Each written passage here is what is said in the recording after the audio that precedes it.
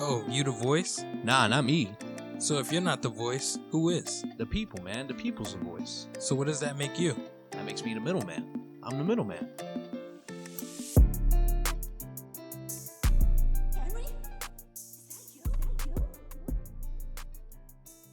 Hello, everyone. I am the man in the middle, Kevin Martinez, and today I am joined by my good friend from the Peckville Assembly of God Basketball League. Please welcome Ethan Aceron. How's it going? How's it going? Welcome, my friend. Welcome to the Middleman Podcast. This has been in planning in quite some time. But the first go around that I asked you, you seemed a little bit nimble and a little bit shy to join the podcast. Just a little bit. I'm not really a live stream kind of guy. There's a lot of stuttering, a lot of thinking, but I think with you, I'm really comfortable. You know, we've been through a lot recently, and I definitely feel like I could share stuff without, should I be sharing that with him, type stuff. No, I definitely feel comfortable with you around, That's good. I like that, man. Yeah, we definitely built a relationship over the time that we spent together. As a matter of fact, I just learned how to properly pronounce your last name off the camera. So for the people who don't know how to pronounce your last name, and you mentioned a lot of, ethnicity and culture, and I think we're definitely going to get into that because that's something that I don't know about you is your culture and your ethnicity. So let's start off with your last name. Okay, so in American English, it's actually Aceron, spelled Aceron, and it makes a lot of sense because Ace isn't a name, and then Ron's also a pretty common name, Ron Swanson. Yeah. Ron, yeah. So, but in our language, it's a softer A, so it comes off Aceron. And you get that R roll. It's definitely not what people say around here. But I'm fine with Aceron. I've been looking at it for the longest time. I've spelled it so many times that, I think Aceron actually matches up pretty well, rather than Aceron. And maybe it's, just the culture of it for sure. But yeah, I'm definitely fine with people saying Aceron because I think Ace is a really cool word, Ace is a really cool word. Yeah. It's the number one on a card. We all know cards. Ace is probably one of the most powerful cards on there. But yeah, man, Aceron, you mentioned our language. What is our language? And I'm asking for you as in like your culture, your ethnicity. Right, really, really easy. I think a lot of people out of the country have a hard time learning English. For us, it was actually pretty darn easy. I'm sorry, who's us? What's the ethnicity, my friend? That's what I'm asking. I see. Okay, so us is just us. I don't know what us is. Right. Sorry. I forgot. I forgot to say that I am Filipino. There it is. Yep, there it is. Yeah, you're right. I didn't know what you're going for there. No, it's okay, man. I got it though. Yeah, for sure. Yeah, the Philippines. I don't know how much have you heard about it? Honestly, other than it's beautiful and jungle-like. That's what I've heard. It's very beautiful. Have you been there? Were you born there? I was born there. I feel like my accent sort of lost itself, so a lot of people will think that I was born here, but no, I'm a purebred Filipino. If I took a 23andMe, I think I'd be wasting $150 for no reason because I know for a fact that I was born there, and both my parents are just completely Filipino. So, and you're right, it is a very beautiful country. There's a lot of spots there. The last time I was there was, this is a good story because the last time I was there was when did COVID start? Like right in the beginning of 2018. Oh my, 2018. Yeah, right. Bro, it's been so long. It's been so long. COVID times. Let's just say COVID times. Yeah, we all know the time and a stamp and a date. Right. So it was just when we were there. I know it was Christmas. It was the switch of the new. I think it was 2018, 2019. Okay. If I'm mistaken, we'll see. But it was just it was great because it's been a while since I visited my family. But we really felt like we needed to go. It's such a relief going back to your native country. It's being here is different for sure, but when once you're there, you feel like you're in your element. You feel like you could touch and feel. It's just it's hard to It explain. feels different, the air is different, like you mentioned that you were born there. How many years were you there until you moved to America? We were here 06. My mom came here first, and then me and my dad came after. But it was only for like a trial visit sort of thing.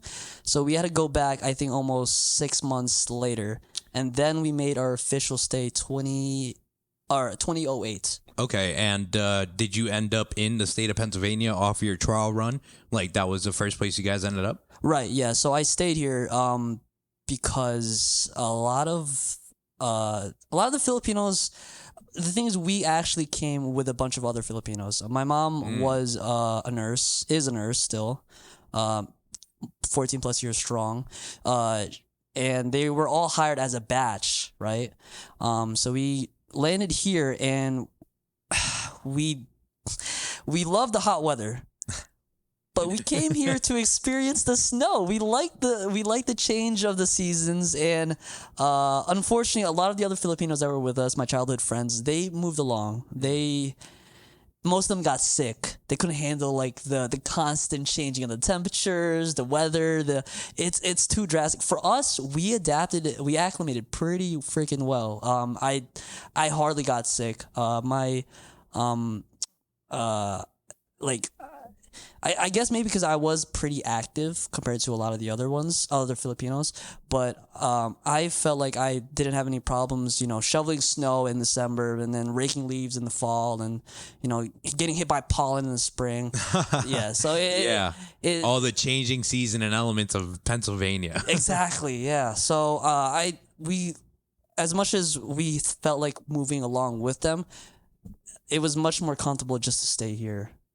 That's beautiful, man. So your parents, kudos to your parents for just taking that opportunity to even leave home, and to come here. I know the job is what brought you guys here. But, as a family, that must have been a pretty big decision to think about leaving your home country and just coming to America.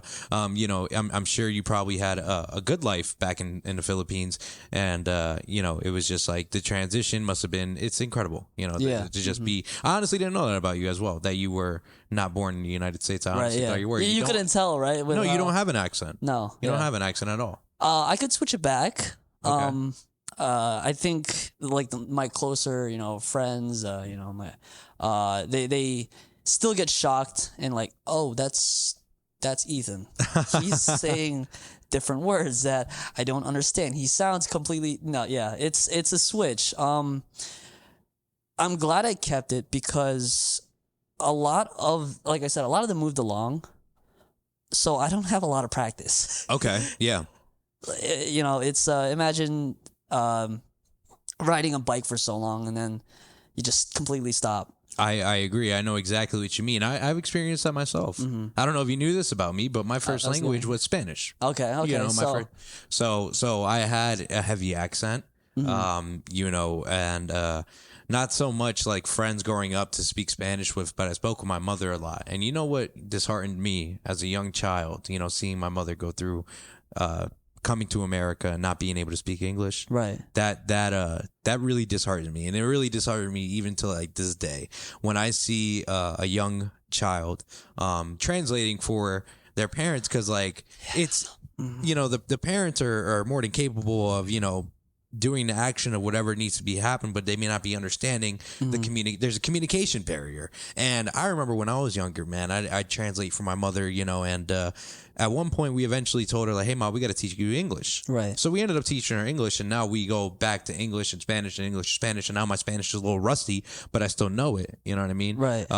So for you to keep that Philippine and just like being able to speak the language is wonderful. I wish that I was able to keep that as well as, some people can maintain it, and I'm working on getting it back. I'm not going to lie. I'm working on getting it back. Right. I was actually talking to my friend Charlie, and I don't roll my R's.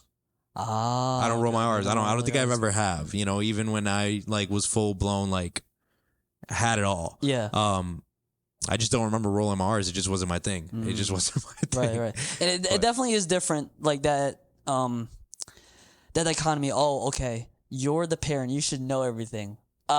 why am I translating stuff for you? You right? You're the one. That's the thing. And yeah, that's what disheartens me from time to time. It's just like, and you know what it is? I know the child doesn't have a problem doing it. I know the mother or father, whoever needs a translation, is grateful for that translation. But when I see that, I just know what society thinks of other people. I just know and it's like, I've seen people get manipulated and taken advantage of because of that language barrier. My mother firsthand, and that just enrages me, and that's why it makes me upset. It's just like,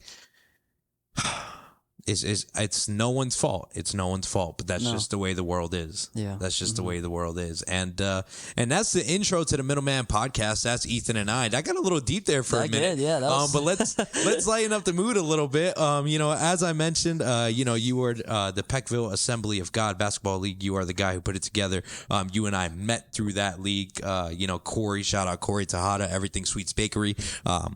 He put me in contact with you because there were Tuesdays and Thursdays open court at Peckville Assembly of God, and we were just having fun there from this hour to this hour in the dead of winter. Dead of winter, yeah. Yes. It was winter. It was the dead of winter. Yeah. Yes. And what I remember about that, man, was just like, this is incredible. I'm happy that I'm here. And I asked you, yo, Ethan, why do you do this? And you're like, I just want to have people get a place to play basketball in the dead of winter. I love basketball, and I want to see good people coming together and having a good time and just being competitive, and having that competitive spirit, because that also keeps trouble out of the way. Right. Right. So that's how we first met. Which is like, it was crazy to me, because I remember you told me that you had a podcast, and when we were setting up the league, that was like one of the things that, that'd be cool if we could do a collaboration. Because doing YouTube, I love collaborating with people, getting ideas together, seeing what they could bring to the table. And that was one of those things. It'd be cool, but I think I've only met you 2 times at that point. And I wasn't getting picked up a lot. So. He wasn't getting picked so up. I wasn't coming a lot anymore to the Tuesdays and Thursday basketball sessions. I did get invited a lot. But I just wasn't getting picked up after my first game. But we're working on that. Right, we are. And I would message you, all right? I would personally message you, like, hey, I know you don't play, but hey, you'd pick me up. Right. Respect. Yep, that's there. Yo, that's some real love right there. It's like, I remember I was at the basketball court with these 2 young kids, and I was like, yo, do you guys want to make it even? Tall, small, tall, small. Right. He was like, nah, that's my homie. I'm playing with him. And bro, these kids are like short. Yeah. And I'm like, dude, I'm a giant and this kid's a giant. You sure? He's like, yeah. But no, I really appreciate you for inviting me and picking me up when I did come there. Right. You'd be like, hey, I got you. Right, of course. Well, so that's like the reason why a part of the reason why I wanted to do the league there. The first reason for sure was we started during COVID. I feel like we always go back to COVID. What the heck? Hey, it's a trending topic. Yeah, it's still a trending topic. I feel like it was 2020. I feel like 2020. It was 2020. Yeah, I feel like 2020 was when it started. Right. So I go back from the Philippines, right, and I'm like, I want to play some basketball, and I don't want to wear a mask. As someone in the nursing profession, I don't want to wear a mask while I'm playing basketball. It's just it's not the same, So I knew for a while now my church has a court.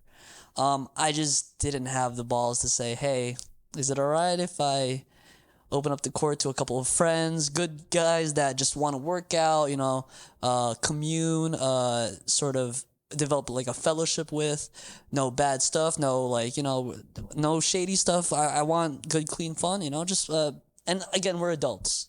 I didn't want, as much as I want people to be physical and competitive, I also want you to go home in one piece, I don't want you, having to take a day off just because your ankle's sore and, from basketball. Yeah. So we definitely grew. A lot of my friends, we just kept going back and forth every Tuesdays because they didn't use the court on Tuesdays. They use that gym for everything. It's a warehouse. They use it for on Fridays they do like a giveaway. We were a part of that before because we stockpile a lot of. We're given a lot of stuff from a lot of the other businesses and communities and stores. So we like to give a lot back to the community. It should be still going every Friday. There's a line of cars, man. Ooh. Yeah.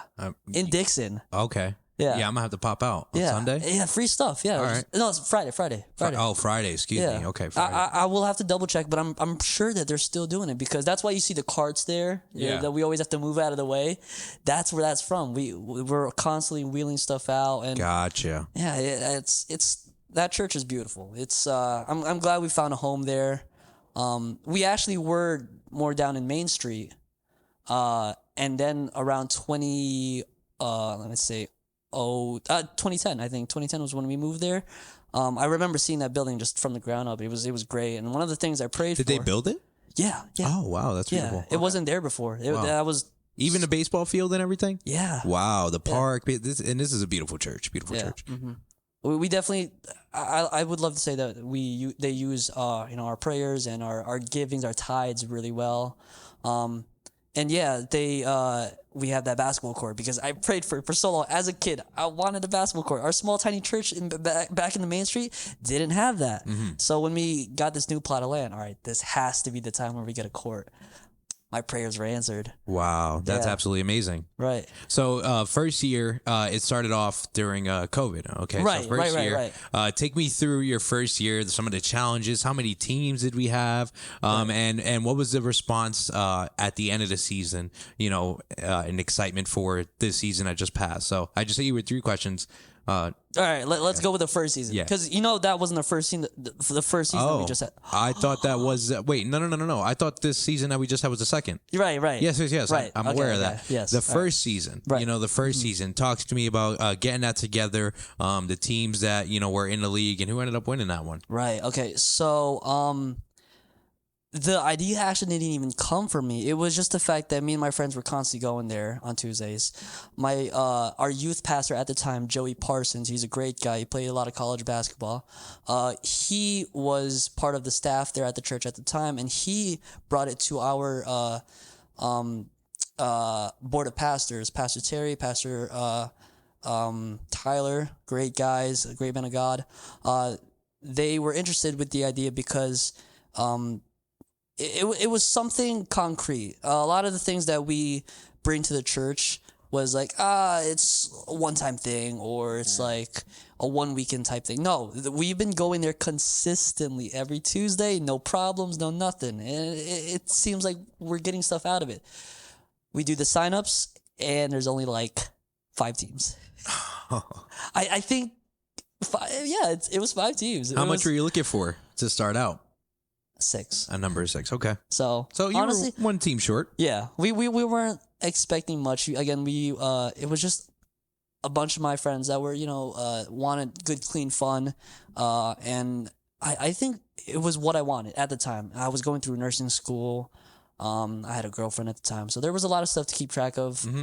And Joey Parsons was the main guy controlling it. I held some stuff, but it wasn't my total control. So we didn't do that well on my team. I think we only won like 2 games. Hey, it's all for fun, right? Right, it's having a good time. Yeah, a good workout in. And the team that did win was Green Team. Green Team, the ones that we play that were in this season. Yes, they were. They had 2 of the same guys, but other than that, no, not completely different. Because Green Team had a rough season this year. Yeah, they did. It was unfortunate. I was expecting them to at least be top 2, but no, we even beat them. So I was like, how the mighty have fallen, I can guess who were the 2 on Green Team. I guess that stayed. Yeah. Just by I'm just trying to remember their gameplay. I probably don't remember their name because I'm sorry I don't have that list. And if you were a part of the league, you're well aware of that list that Moet and I, constructed to remember names. Right. Yeah. That was great. I love that. Yeah. Oh, it was a highlight, man. It was a highlight. It was such a great time. So the Green Team won, and then here we are, season 2 that just passed. You and I, you started the league, and a friend of mine was in the league, Mario. Mario. was in a league. And, you know, I'm over there just popping out, supporting for my friends. And, dude, it was absolutely amazing. And I think you asked me if I was going to play. And I was like, no, not this year. But I mentioned you. I just said, yo, if you need a commentator. And you know what made that idea come to my head? Yeah, okay? yeah. So what I want to see like the spark. What really got you to do it? You know. Okay, so if you guys don't know, you've probably been seeing it on Instagram. I know Ethan's been doing a great job with post-production interviews, post-game interviews. I've been commentating in his basketball league for the second year, so I'm extremely grateful to do that. Thank you to you. Thank you to the church. Thank you to everyone who allowed me to be there. The speakers were provided by the church. You know, we brought the microphones in and we did the thing, and it was amazing. It was a good time. And I just want to say, like, that is just like my first time commentating, and it opened gateways and it opened opportunities, and I absolutely loved it. So what sparked the idea?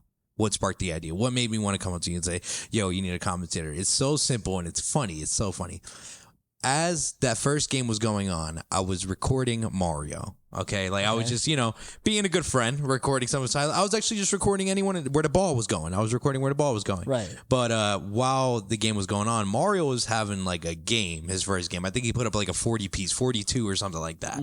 And as I'm like over there I'm literally counting out loud, like 22, 25, you know, whatever.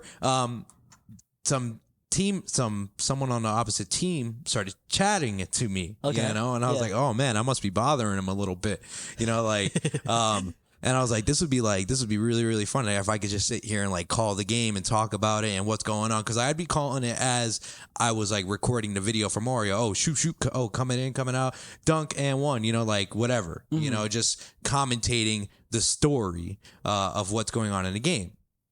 So that whole thing happened, and honestly, I think it was that person who said something back to me that was like, yeah, this is fun. I was like, I could really enjoy calling these games and just like talking to people. So knowing who you were and just knowing the space that you had, I was like, yo, bro, if you need a commentator, I'm your guy. Knowing what my field is, talking to people, believing that I have a voice for radio. You know, I've been told you have a decent voice. Indeed you do. Not to toot my own horn, you know, but thank you.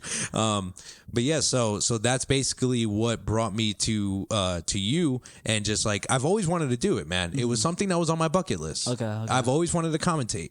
You know, I've always wanted to call the game. I've been to many basketball tournaments. I've been to many football games that, you know, I'm spectating or I'm playing, and there's a commentator or there's someone announcing. And I've always wanted to do it. Right. You know, I could make it comical. I could make it legit, you know, whatever. You know, so I came to you with the idea and said, yo, if you need a commentator, I'm your guy. That's what I remember saying that verbatim. You know, I was like, if you need a commentator, I'm your guy. You were like, yo, are you serious? And I'm like, I gave you my business card. I said, I'm your guy. You're my guy, yeah. I said, just get me speakers. We got the microphones. And we did. So yeah, on the speakers part, you remember the gentleman that helped us out? I do. I remember his face, and I'm trying to remember his name because he was really, really great. He was such a great guy. Yeah. He's a passionate fella. I'm sorry, I'm drawing a blank on a name. Man of darker complexion. Yes. Glasses. I know his face. I know it all. I know who he is. I just can't remember his name. I'm bad with names. I'm sorry. That's fine. If you could just like face, yeah. So, my boy Kenny. Kenny, yeah. He. Kenny. Again, another great man of God. He helps out with our worship team, and he just got married. Whoa! What? Congratulations, Kenny. Engaged or. He put a ring on it. He put a ring on it. Yeah, he proposed. Okay, so he put a ring engaged. on it. Yeah. Sorry.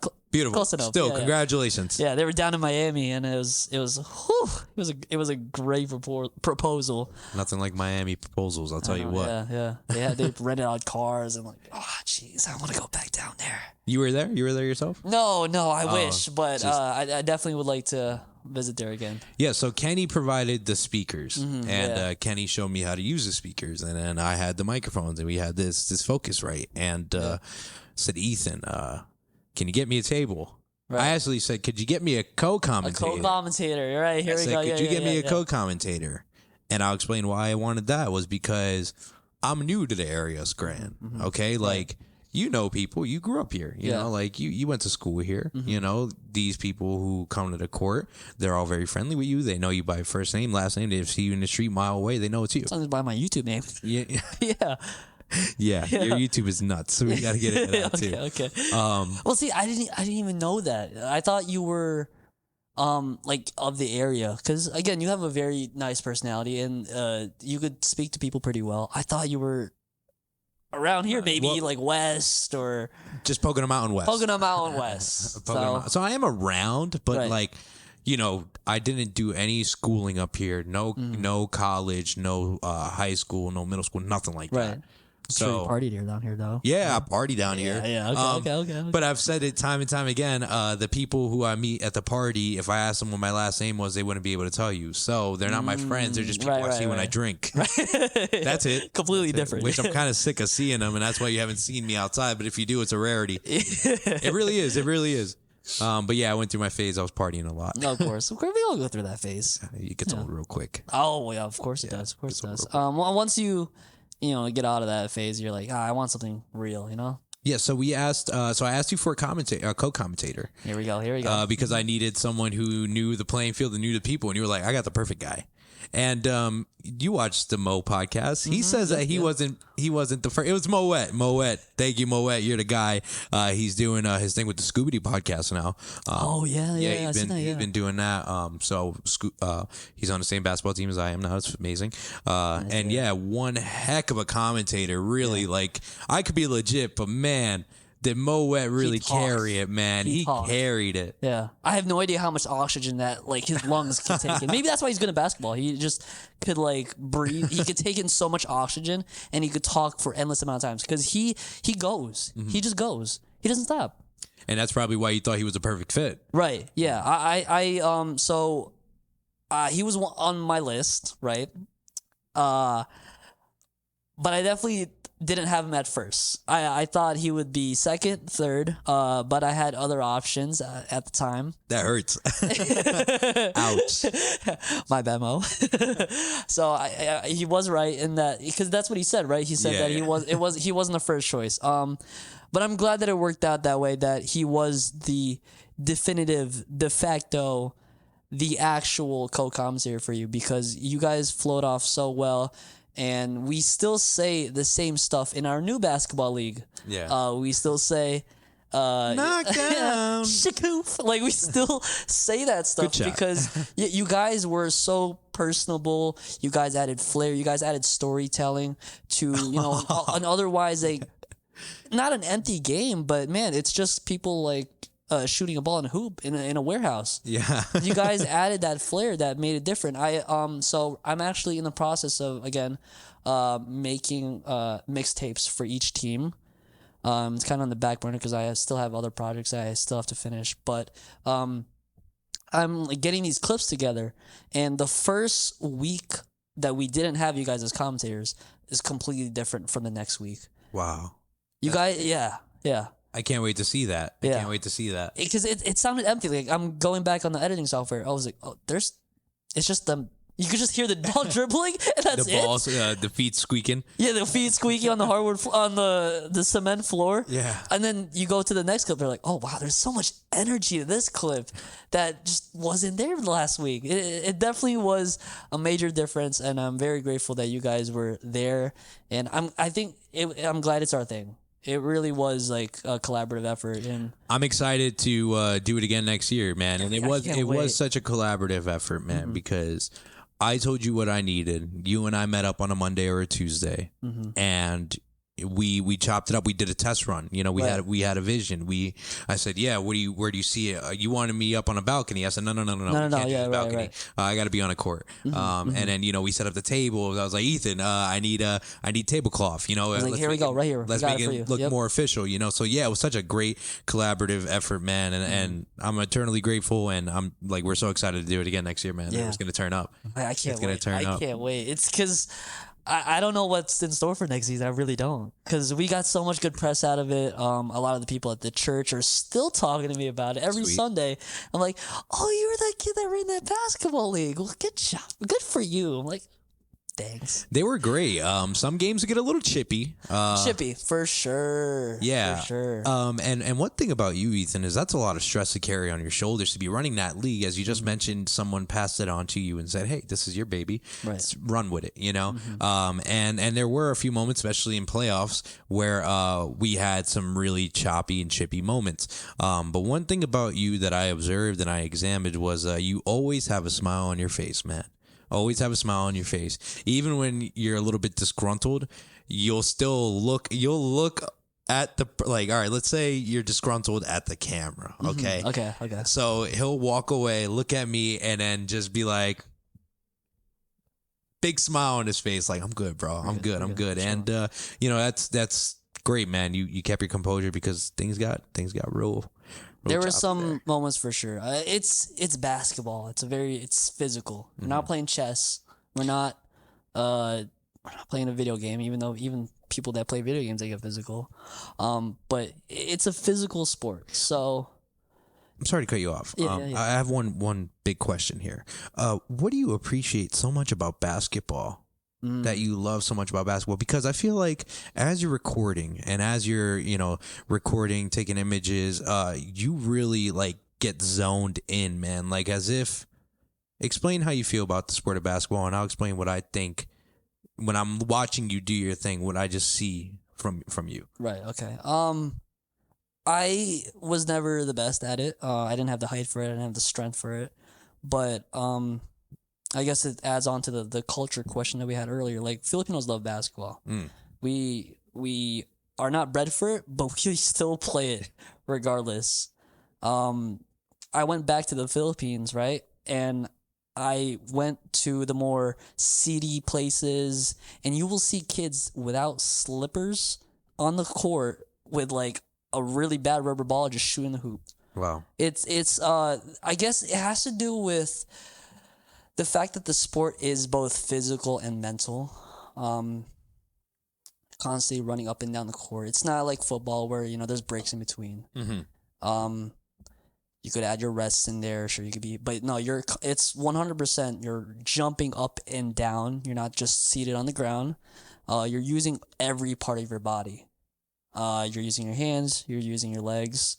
You can put your whole entire body to put screens in. Even if you're bad at basketball, setting a screen is just so important. Boxing out, putting a body on the ground, just so you could get the ball and move on to the next possession. So your teammates could get the ball in. It's a very how do I say this? It's an all-around sport that you really can get yourself into, and that's why I think I like it so much. Okay. And now imagine that with 5 people, like on the court with you, like as a team, right? Now you guys are all doing that, like every part of your body, every part of your mind, just thinking, okay, how are we gonna get this ball in the hoop? I think that's what is really what drives me to like it so much compared to any other sport. Because I swim, I do biking, I sometimes play ping pong. But they don't give the same collaborative effort. They don't give the same physicality. They don't give the same mental all at once packed in. That's what basketball is to me. I like that. I like that explanation a lot because, as I just said before, I'm going to explain my part of what I think I see from you. And I see you dissecting it as if it were a painting.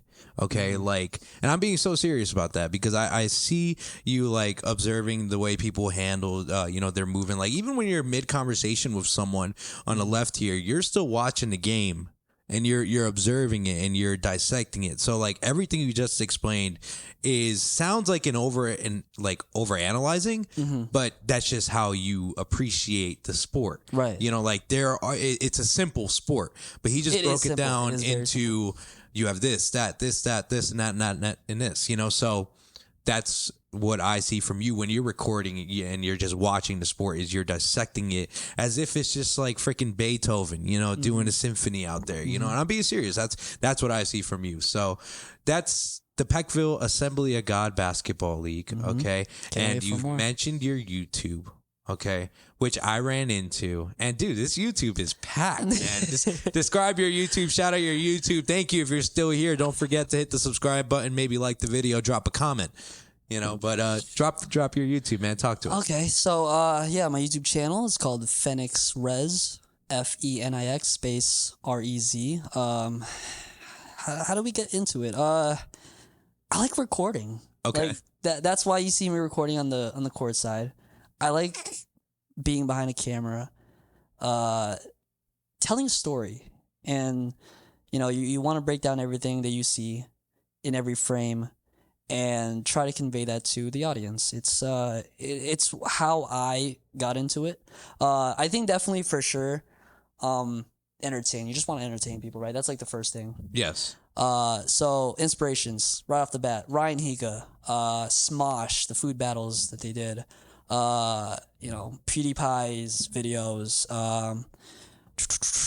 Ryan Johnson, these guys, they sort of like in my head, like, wow, these guys are the superstars that I wanna be with when I grow up. Are they within a certain category, or are they all kind of spread out? No, they're all spread out. Okay. I just named like PewDiePie's a gaming YouTuber. Ryan Higa, he's like he puts his own flair to his own videos. He adds like movie production, but in a jokey sort of manner. And Smosh definitely just comedy straight up, Okay. So it's like I saw a bunch of everything, and I was like, what can I add to the internet? The YouTube community. Right? Yeah. So I think what I first started for sure was just playing video games. Yeah. It's the easiest thing you can do, man. Yeah.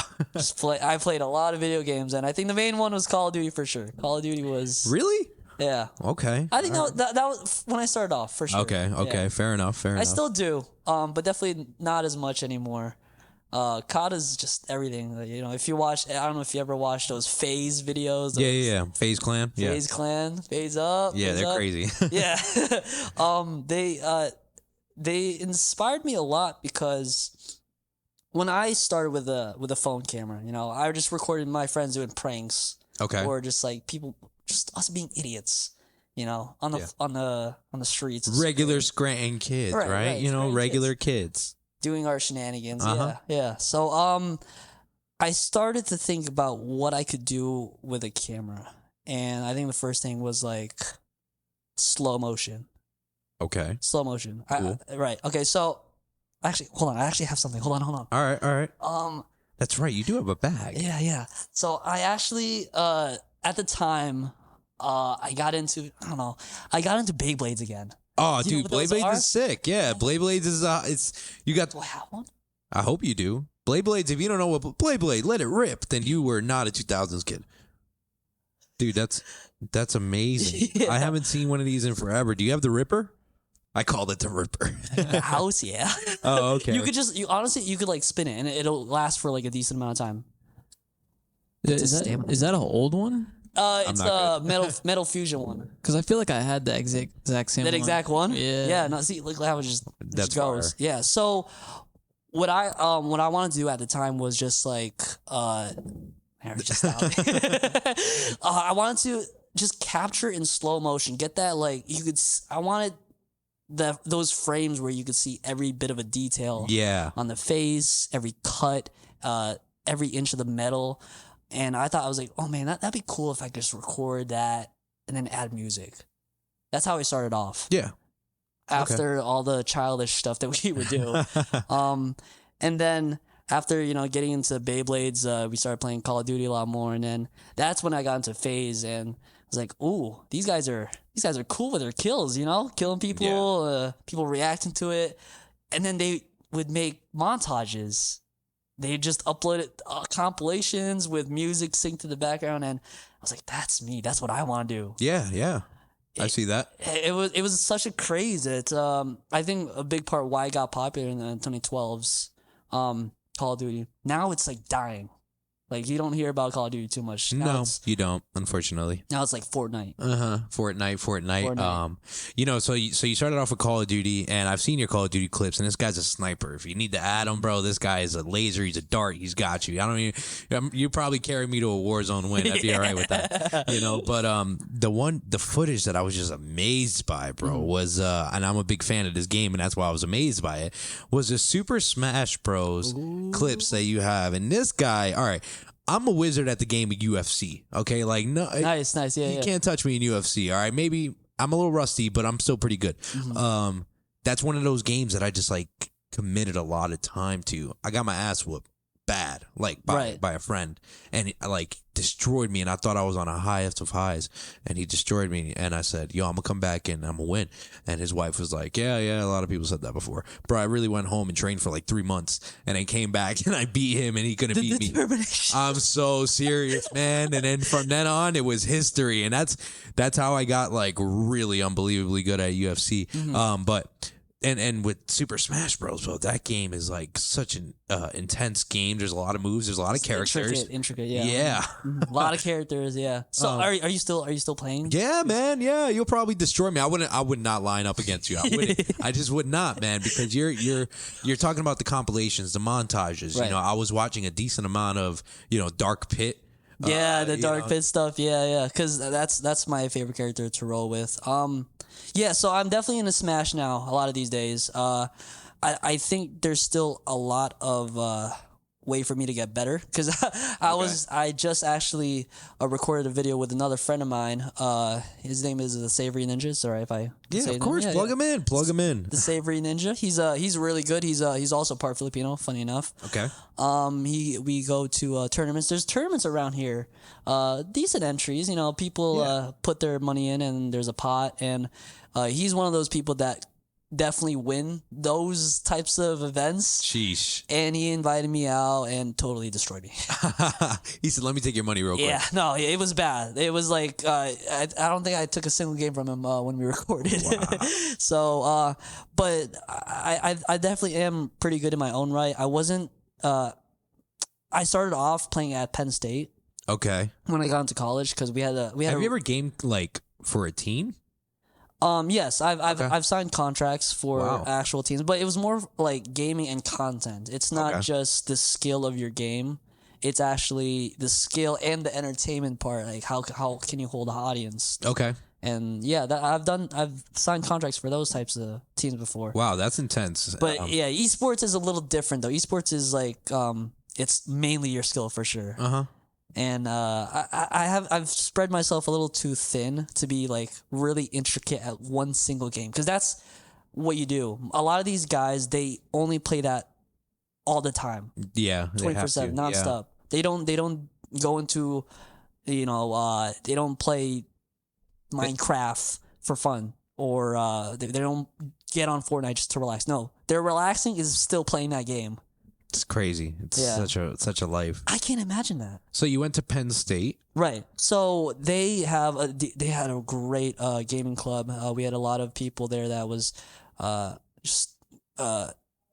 you know, it was competitive, but everyone was friends, and we would hang out. And I was bad at Smash. I just did it because I was there, and they were like, "You should probably get better."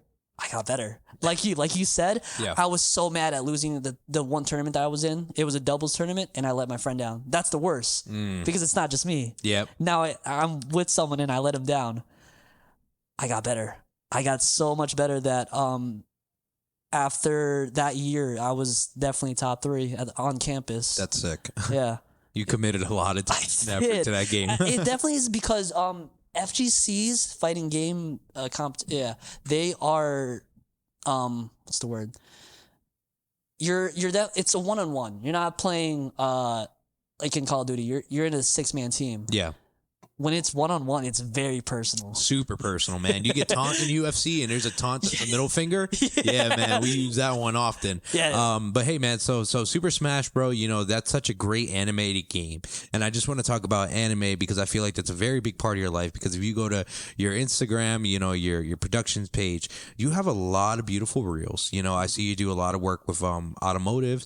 You were just at a skate park trying to highlight events, anything that's opening up. But I saw a lot of work with anime. And I was, you know, infatuated by that because I've talked to many photographers, videographers, editors, and you're the only one who is in that alley of the animate side of it. So why anime? What draws you to anime? And your clips, the music, the montages, everything is fantastic. You know, it's pleasing to watch. You know, right? It is, yeah, right. Even for me, because I'm not a big I don't dislike anime, but I'm not in tune with all the anime shows. Yeah. But I can see something when I'm watching it. You know, I can see the art and the different developments of all these animated characters, man. It's sick. Right. Okay. So, full disclosure, I barely put any time into those things. Really? Yeah. Okay. Because it's not my work per se, as in like the actual animation. Yes. But editing the clips together, yes, that's all me. That's like my creative input. And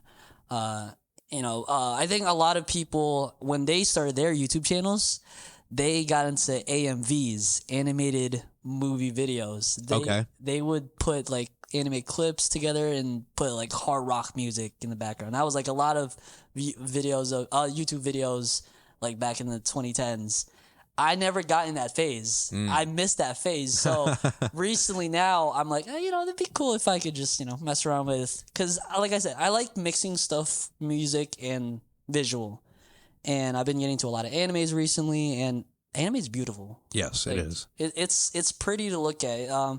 Western animation has definitely gotten up there because of the influence from Eastern media of anime, for sure. Well, you think about anime from back in the day. Remember, it was like weird if you watched it. Oh, yeah, for sure. It was weird if you watched anime. And now, in today's day and age, it's accepted worldwide, which is great. It's perfect. You know, there's probably no weirdness to it. It's just people didn't give it the shot or the time and effort to even observe the show. And also, the language barrier turns a lot of people off. Oh, yeah, I've seen that for sure. Area, you know, in this country, I should say. Yeah, it has. Just not a lot of people like to read subtitles, No. They should. I love reading subtitles. They're fantastic. Right. Yeah. I gotten used to it, but there has been shows where, man, I like the English dub for this. Specifically romance comedy animes. Like it's weird to say, but I got into it recently, and I'm like, why do people like this? Oh, it's funny. Oh, it's heartfelt. I get it. It was like an eye-opening experience. So I'm assuming if someone steps in anime, it'd be like that, the same feeling. Like, why are people into this? It's so weird. Oh, I get it. I get it. I get it. And some of the stories and these animated shows, like the hidden messages, and not even hidden messages, but just the big thesis of the episode that you didn't even know you were observing at the end. You're like, whoa. You're like, wow, okay, yeah. And I feel like sometimes you get some really wise quotes from just like, it's a different culture. It's a different way of language. Right. You know what I mean? Yeah. Like, it's a different way of saying I love you. It's a different way of saying I dislike you. You know, it's a different way of saying life goes on. And that's what I enjoy from watching anime and just like taking in from other cultures, And I don't like I said, I don't watch a lot. Okay. But I do watch a few here and there. What have you watched? I've watched Naruto. I've watched Demon Slayer. Really? Yeah, I'm not up to date though. Okay. And what was this one? It was such a great anime because it had no sound. It was a dinosaur. It was a dinosaur and a human. And I'm gonna have to look it up. Mike, can you look that up for me real quick? A dinosaur and a human anime. Yeah, I'm gonna have to look it up because it was such a good. And I gotta look it up. You're not talking about The Good Dinosaur, right? That's the Disney movie. Nope. And it's on HBO. HBO. Okay. Yeah. A dinosaur. They live together. Yep, this is it. Chainsaw Man. Primal. Oh, Primal. I didn't watch it. Primal was a fantastic one. Yeah, that's the guy that makes Samurai Jack. He makes Primal. Oh, really? Oh, yeah. sick. Yeah, I know what you're talking about. Yeah, I might have to get into that. Okay. I think it's more like cartoon than anime. I feel like. Okay. Okay. At that Yeah, aspect. I think you could consider it style just cartoon as looks well. like it. Yeah. Mhm. It's more cartoon. Nonetheless, it is a great show. And what I enjoy most about it is there's no words. You know Right. what it is? Silent. It's a symphony. It's music that tells a story. I think you would absolutely love it because you're saying how when you put your collage together, you like doing visual music. That's literally what the show is. The only words that you get are that's all you get. You know what I mean? Right. Okay. That's really it. But it's such a great show. Oh, It's a that'd great be show cool. called Primal. I see. So- I might have to get into that. You should. I would recommend it to a friend.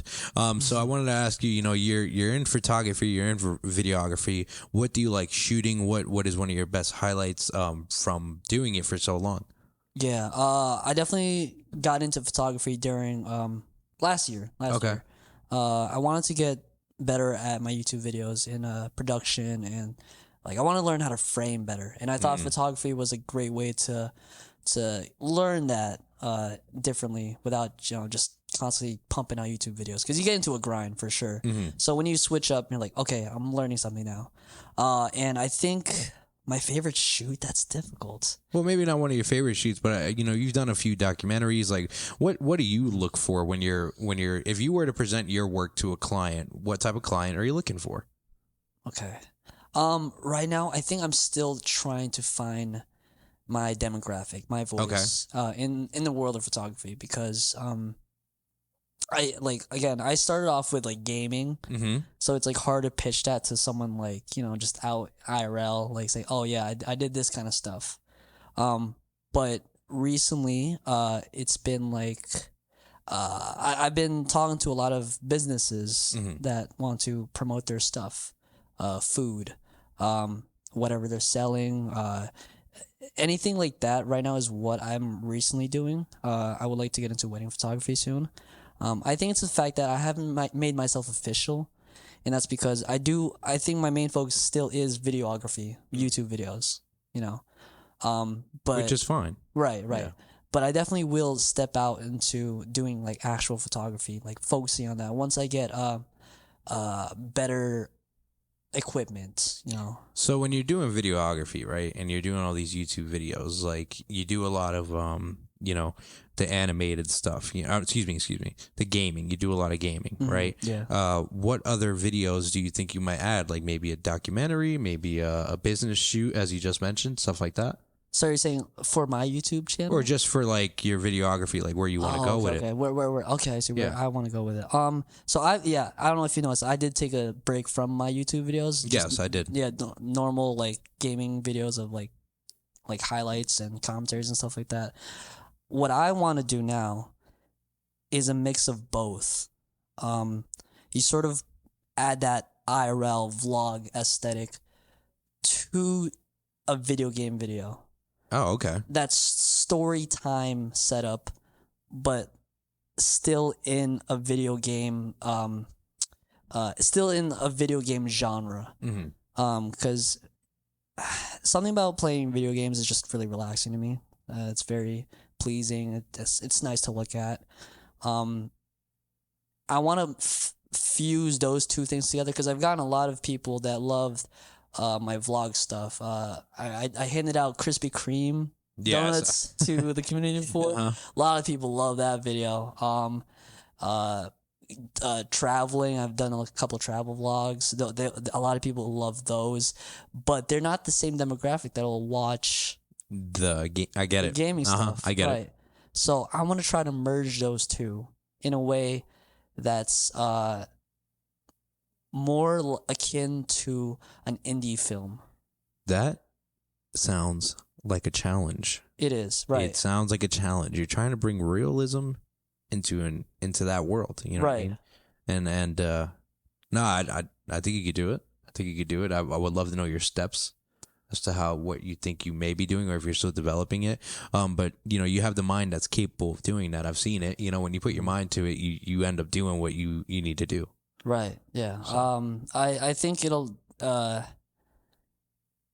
first come with the music. I think the music that sets the tone. Music is what sets the tone for everything, and I want the vibes to be relaxing, pleasing, Not like the hardcore dubstep stuff that I always used to do, or the rap stuff that I like to add to my videos. I want something more calm, laid back, and relaxing.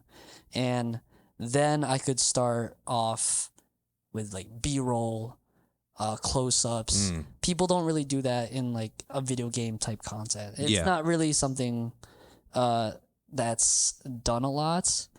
And it's just because you're merging two worlds, so it definitely is different, for sure. But I think I have a way to do it, and I can't wait to show you guys if you guys ever come around to the channel. I wish you luck on that venture, my friend. We're gonna be wrapping up the podcast here, but there is one really, really big question, and I'm gonna ask you after I give you the floor for your final words to the people here watching and listening. Thank you for being here. Floor is yours, my friend. Anything you want to say, like any messages at the end? Oh, okay. If not, it's okay. You don't have to. All right. I definitely I was watching one of your videos. It was with the other photographer, Nick Grunza? Right. He was talking about how he's like his own like harsh critic. Mm-hmm. Like recently, it's been for me. I am really like harsh on myself. I've been tough on myself. I've been feeling a little bit insecure in some of the works that I've done, and I know you felt the same way. You talked about how you look at your podcast, and you're like, man, I could have done that better. Yeah. That's where I am right now. It's really tough, like getting over it, making sure like you should have your own strong foundation, or else the people watching your stuff won't believe it. So I definitely think for the people watching, stay true to who you are. Believe in yourself. What you have is special. It's your own thing, and you should never feel ashamed. You should never feel insecure about being inadequate, being not where you think you should be. Because I've been in that mode, I've been in that phase, and you should pull yourself out. Be tough about it, because life goes on, and I think that's what I wanted to say. Hey, with that being said, man, if you ever feel inadequate, just hit someone up, man. You said pull yourself out. Sometimes you got to pull yourself out. Sometimes someone can help pull you out. Right. You know what I mean? Yes. Mm-hmm. And if you do not have anyone, then, reach out. There's probably someone you can reach out to. But in all reality, if it does come down to and you're at the end of your road and you have to make the decision on if you're going to get up or if you're going to lay there, make the decision and just get up. You got to get up. Got to get up and keep going day in, day out. Like, time is so fast. It really is, bro. Mm-hmm. Like, we're almost here at the end of 2024. Summer's almost over. It's insane how fast it's been going. Excuse me. We're about to be into 2024. Right, excuse me. Right. Summer's almost over. And just flying by, dude. Week by week by week. And it's just crazy. So, yeah. If you're gonna fall down, get back up and just do what you got to do. Mm-hmm. Now, here's this question, okay? And I'm gonna make a game time decision. All right. So the question is, Michael and I were speaking before we went on the podcast about merging Tea Time and merging the podcast all in one. Okay. And I like the idea, and I think we can involve it here right now and just say goodbye to Tea Time. Not because it's irrelevant. I think a lot of people do enjoy it, but let's just put it all in one and, keep the silliness and keep the real interview all intertwined. And for this one right here, right now, we're probably going to do it at the end, right? Okay. But that doesn't mean it's going to be at the end always. Okay. It could just be, hey, let's step away from this really, really intense conversation or interview that we're having, and let's just talk about what's going on, and just be able to bounce that off. So instead of Tea Time being its own video, we might make Tea Time just involved with the Middleman Podcast. How do you feel about that? I'm fine with that. Let's go with it. How do you feel about that? Are we going to just roll with the punches? You want to roll with it?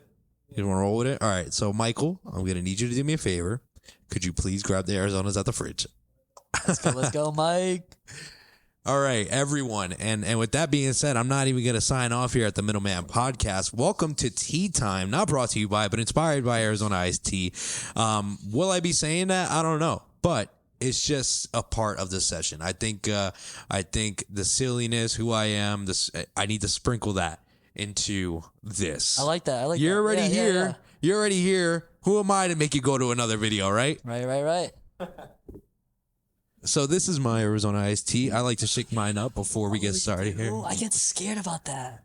You just got to learn how to shake well, settling natural herbs may occur. So this is the RX Energy, and Michael asked me if it actually does give you energy. I don't really know, bro. It's probably just sugar in a Added can. caffeine, yeah. Yeah, blend of green tea, tropic and citrus fruits, panics, ginseng, Ginseng. something root, something, and vitamin A, C, and E. RX Energy. Cheers, my friend. Cheers. Crack this open. Cracking open a cold one with the boys. It's doing one of those freezes I talked about. Just do your thing. Don't worry. Cheers. Go with it? Cheers. Yeah, we're going with it. Cheers. Said we're rolling with the punches. All right. So this was a game time decision to keep Tea Time within the Middleman Podcast. I hope you are not saddened by that decision. I think it might be the right decision. And as I said before, you probably won't have tea time always at the end. Why don't we just bring the Arizonas on the set so people can drink them on the set, and let's just do that thing. This is still frozen. So I'm going to just wait a minute here before I continue in case this all gets lost, because I hear it trying to do its thing. And we're back. Action. We're back. The computer froze. Yes, I need a new computer. I understand that things happen. But welcome to Tea Time, not brought to you by, but inspired by Arizona Iced Tea. It's all going to be in one video. We're going to do away with Tea Time. We appreciate everyone watching the Tea Time as it's been alive. Sponsorship is still going to be very much so alive. We're still chasing it, so make sure you tag Drink Arizona always and forever. Always and forever. Amen. So, Tea Time. Tea time. Okay. This is where we tell the crazy parts of our week, what's been going on, so on and so forth. So let me look at my notes real quick and see what I jotted down this week, because I go through a lot of things during a day. And okay. Ooh, this is one. What do we got? Yo. Okay. Do you know how hard it is to get rid of a mattress? Yes. Yeah. It's insane. Yo. Have you ever tried to get rid of a mattress? Why? Explain. Because I know you said to ignore it, and I didn't ignore it. It was very big, and it was covering your hallway. So what is that? Bro, that mattress is my old mattress that has been in my apartment hallway for about 3 weeks now, I think. Oh, okay. Yeah, and come to find out, you can't just get rid of a mattress like you used to back in the old days. No, It's you get cited for it, right? It's crazy. Yeah, Yeah, they want to cite you and everything like that. I'm like, wait, hold up. I'm like, I can't get, why? And it's worse for you because you're in downtown. So it's like, it's not a residential place. You're like, sure, maybe you could leave that. No, for you, it's worse. Exactly. It's tough. It is a lot worse. And you know what else sucks is I asked my neighbor, who is the building manager, I was like, hey man, so is there a rule about throwing out mattresses? And he told me that, yeah, no, you can't do that. And I was like, damn, if I just threw it out there, no one knew it was me. But since I threw it out there, or since I asked, You asked, yeah. try to do the right thing. You know. I threw out my old mattress, right? When I lived right here. Yeah. It's a Steamtown. Uh-huh.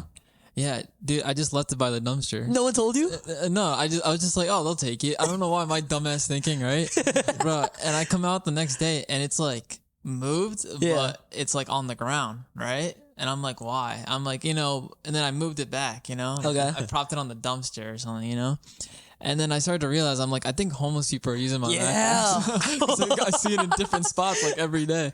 Maybe that's why they are forbidding you throwing out the mattress, Oh, But it was gone one day, so I was like, all right. It was gone one day? Hey, I was like, all right. It was gone one day? Hey, you did a service. You did a service, man. Yeah, Give someone a bed for the night. Right, for the night. It was eventually gone, so I mean, you should have just done that. Just tossed it right away. Someone probably got tired of seeing it and just did something with it. But let me ask you, bro. Let's think of creative ways to get rid of a mattress if you had to. Okay. Facebook Marketplace. That's All not right. creative. That's not creative. Sorry. So here's the problem with that mattress that I Okay. can't. Okay, it was I had a nosebleed on it once, and like, you know, yeah, there's like a small blood stain in like the corner, so I don't think anyone's gonna want that. And yes, I'm gonna advertise that there's a nosebleed on it, blood stain on it. So I've heard this is a way to get rid of a mattress. Hit me with it.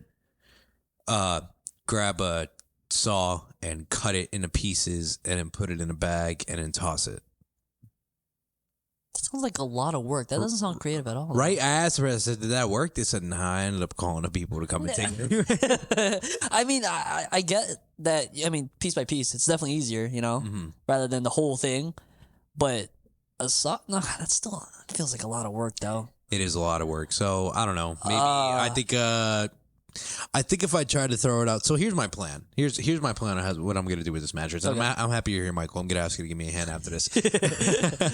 I have this crawl space in my apartment that's like massive. Okay. And I have a bunch of storage in there, like a lot of like room. Right. Well, I just throw it in there, and when I move out, you know, it's just going to stay there, and it's not my problem anymore. It's not your problem, yeah. It's not because that carpet that's right there, found that in there. You know, I said, screw it. Let me take the You won't be in trouble for leaving something? Bro, if they're going to get mad at me for leaving a mattress, then they got bigger problems, bro. Like, yeah, right. Just throw it out. Sorry. You told me that I couldn't throw it in a dumpster, so now you got to pay for it. Yeah, you guys are left with the problem, so. But the fun part is going to be the hatch to the crawl space is not that big. So how are you going to? Oh, we're going to have to fold it, bro. We're going to have to fold it, and then fold Mike it again. say, nah, I'm not doing all that work. And then fold it again, and then I'll grab the duct tape, and then we'll duct tape it, you know, so that way it stays compact, and then we'll just leave it in there. What do you think? You asking me for a favor on tea time right now? I am. Are you in or out? I mean, yeah, we can see how it goes. If it takes more than like 20 minutes, I'm out, bro. Yeah, Mike's like, I got a Fortnite match at 10 o'clock. That sounds like a 2-hour problem. A couple standing around thinking, you know. Yeah. Like, all right, how are we gonna do this? Nah, I'm definitely gonna get it in there. I don't know how I'm gonna do it, but we're gonna get it in there. Maybe we bring the saw up, we cut it into pieces, and then we throw it in there. Right. Yeah. To get it through the door. Yeah. Genius. Yeah, well, there you go. So, you know, you mentioned you're a nurse, right? You mentioned you're a nurse. Could you care to share any stories, or is there anything interesting going on in the hospitals that you know that you've experienced? It's weird because, do you know what HIPAA is? Yeah. Yeah. Yeah, we can't talk about that. So, no, we can't talk about specific. Yeah. But I could say, la da da da da, did la da da da, and I felt pretty shitty about it. Okay. You know, okay, because that's how me and my mom are. Because we work on the same floor. We just interchange. She's a night shift nurse. What is your job? Like, what do you do on a day-to-day? So I am a nurse extender. Okay. Since I'm in nursing school, I'm allowed to be there as in the role of an aide. But I could follow around the nurse. I could shadow, basically. I could see what they're doing, help them out with this and that. And it's more. I'm an assistant, basically. Okay. You know? Yeah. It's tough work, but it's not as hard as being the actual nurse for sure. Yeah. Mm-hmm. You know what I feel bad for is when you guys have to move individuals, especially larger individuals. You know, do you have to do that at all? So like, when I say move, I'm talking about like physically. I don't know if pick you them see up. these things. Yeah. But there's nothing there. Tim and Tom. Oh yeah, Tim and Tom. Yeah. I actually get a workout out of it. It's like I don't do deadlifts. I hate deadlifts. I don't either. I think it's a bad workout. A lot of people. Right. Yeah. When you grow up, they tell you, So probably shouldn't. I do those instead, lifting up people. I get like the same sort of body motion and the mechanics, and that's what I do instead of deadlifts, because frick deadlifts. No, I get it, man. I mean, work. You do tough work. You know, Johnny Ock was here, you know, commending me for my work and how tough it is. And I was like, nah, bro, there's people doing tougher work than I am as well. You know, it's just on a different playing field. And, you know, you're lifting up people. I'm lifting up tanks. There's a difference. My tanks don't groan and moan when I pick them up. So, they don't accidentally start pooping their pants just because you lifted them a little too high. Yeah. My gosh, man. Yeah. A bunch of stuff. I could never. Can I just say that I could never Never handle. No. You ever seen that meme of like a girl nurse with like a bedpan and just a whole entire hot dog of like. That's what I mean. I deal with it for sure. I deal with it. My goodness. I'm sorry, I'm asking you out right now. No, you're good. Wait, we got into this, so I can't get out now. Well, no, this isn't your fault because I'm traumatized by hospitals. I've mentioned this, bro. I have a hospital fear.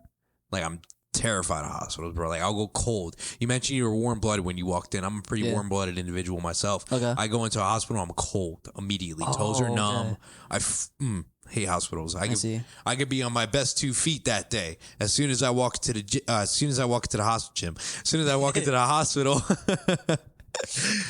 my legs literally feel unstable. They bro. shiver, shaking in your boots. Yeah, man. It's shiver be timbers. It's actually that's actually a thing. It's nursing school. We learned that it's called white coat syndrome. Just people instantly change once they're in the medical field. Either their blood pressure goes up or down, or their my heart races. Your heart races. Yeah, it's an actual thing. Especially when they're doing that blood pressure test. I was getting nervous. I'm like, damn, is my heart beating too fast? Am I gonna mess up the results? I swear I'm not trying to. Right. It's not my fault. I swear. It's just how you are. Right? Yeah. You can't really. It's hard to just calm yourself. It's not easy, you know. I can't. You want to know what I do? I if I go to give blood, right? Okay. If I go, doing blood tests or whatever, I have to go in and I have to put on Eminem, and I have to put on one of his like most intense songs that would just fire you up, and just like put my headphones on and just blast it, right? And I will tell the nurse, whoever it is, and be like, I'm gonna put my music on. And I'm enraged. All right, I go in there like I'm about to hit the craziest workout of my life. I'm enraged. I'm like, yeah, let's go. Yeah. Just because of the music, it's firing me up. Yeah. So I walk in there and I tell the nurse, I'm like, I'm gonna just play the music. Do what you got to do. Just tap me when you're done. Okay. Last time I told the nurse, she said, "Really?" I said, "Yeah." I said, "Yeah." But I had an experience where the nurse did that, and I looked away, and then like I looked back in the arm, like she tapped me, and I thought it was over, and the needle was still in my arm, and I was like, yeah, I'm like, oh, it's still there. You get queasy, and immediately, bro, it was like I lost my focus, my composure. I was like, freak, it's over. Yeah. So yeah, man, hospitals and we just don't do it, man. We just don't get along. Yeah. I was listening to Nat, Gnat by Eminem. 2 days ago before work because I just wanted to pump myself up. News. Oh yeah. Eminem, Eminem it was like the last part. It's like the part at the very, you know how he just goes off. Yeah, it's that part. The Ringer. Eminem is goated. He's been out there for a very long time. Yeah, I don't know why people don't think he's like. Oh yeah, I've been listening to his first album. I forgot what it's called. It the Red? Oh, the Curtains, right? No, like his very first. Yeah, it's with his like face on the album, correct? No, it's with Role Model on it, and My Name Is. I'm bad with albums. Yeah, it's just like him on like a boardwalk with a car, and there's like a dead person in the car. I know the album cover now. Yeah, it's like, isn't it the nighttime too? He was so effed up. Eminem was so effed up, man. Guilty Conscience is a fuck song. If you ever listen to Guilty Conscience, if I went back to old Eminem and I listened to him now, it would just be like, wow, man, he was really like saying some really crazy, insane shit. And then you have like Dr. Dre just like coming in for 2 seconds. But it's pretty cool. Like, Hey kids, do you like violence? Do you want me to stick 2-inch nails in each one of my eyelids? Like what?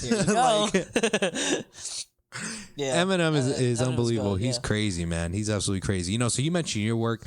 Your work is tough, man. You do a lot of hard work. I was in a facility today, bro, where I was just like, nah.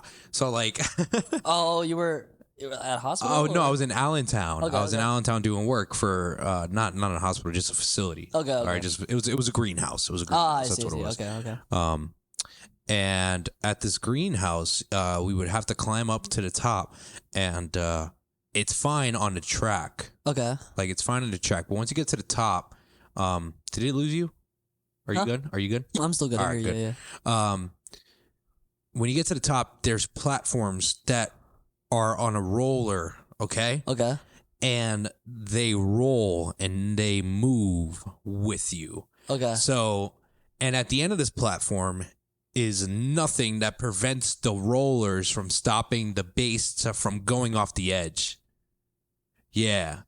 Yeah, so I was in a situation like that today, and I was just like, and I'm really good with heights, man. I've Okay, you're not like, scared of... Nah, I've like conquered my fear a long time ago. I used to work at Great Wolf Lodge, and I used to jump off of they had a ropes course. It was 50 feet high. Outside, right? Yeah. Yeah. I used to work there. Oh, that's cool. Yeah, 50 feet high, and I remember the first time I did it, I like screamed like a little girl. I was just like, ah. Because it's like free fall for like 2 seconds, and then it's over, right? Can imagine your voice being high-pitched like that. Yeah. And then after that, it was all good. Like, and so ever since then, I've kind of like conquered my fear of heights. But dude, on there, it was just the unstable base that like was just able to move back and forth. That I was like, nah. And then it's unsecure at the end. So man. you could have fallen. Yeah, easily. I mean, there were rails on your side, right? You were good on your side, but if like you kept walking, and I don't know, maybe you split the gap between the platform to platform on a roller, and you got in that spot there, then maybe you would like fall and die. Was it what? Yeah, was it you that probably high? die. Yeah, it was that high. It was tall enough. Oh, yeah, jeez. it was tall enough. It was actually really high. I hope you have like you have insurance, right? Like when you health insurance, life insurance. Yeah. Okay, like as like your job, right? Isn't that a thing? Like yeah, no, we have health insurance. Okay. Yeah, no, All we're right. good. If you get hurt in a job, you know, you do what you got to do. But we don't get hurt in a job. Right? Yeah, no, that's not happening to you. No, we don't. Yeah, it's not happening to you. No. Don't even give that face. It's not gonna happen to you. You wouldn't like one of my common sayings. Oh no. You wouldn't like one of my common sayings. Let me hear it. I always say, I don't know why I say it, but it's a shitty joke. I guess technicians can understand. I always say I'm going to die by 480 volts to the heart. And that's just, it's not like me being morbid or anything. It's just a realism. It's like, I had someone tell me like, Kev, you're going to die because of stress. You're going to have a heart attack and you're going to die because of stress because you're always talking about time. And because to me, time is 5 minutes. It goes by so fast. It's like, oh, it's only 5 minutes. You just wasted 5 minutes. Or yeah, what's the big deal? It's only 5 minutes. I'm like, nah, bro. 5 minutes turns into another 5 minutes and another 5 minutes, and you're at 15 minutes. Yeah. And that's just how I look at That's life. how your mind, calculates that. And sorry if I portray my time and my pushiness on anyone who is surrounded with me, because I know I do, and it's not your problem, it's mine. But yeah, so someone said I was gonna die by a heart attack because I'm gonna be stressed out about time, and I was like, no, I'm gonna die with 480 volts to the heart, and they're like, okay. But yeah, that's the podcast. That's tea time. Ethan, it's been a pleasure. Thank you so much for joining me here. I appreciate it. Excited for the next year at Peckville Assembly of God Basketball. Can't wait. I hope you guys enjoy this game time decision of collabing the two things in together all in one. And we're just going to keep it going. So thank you all for watching. I am the man in the middle, Kevin Martinez, signing out. Peace.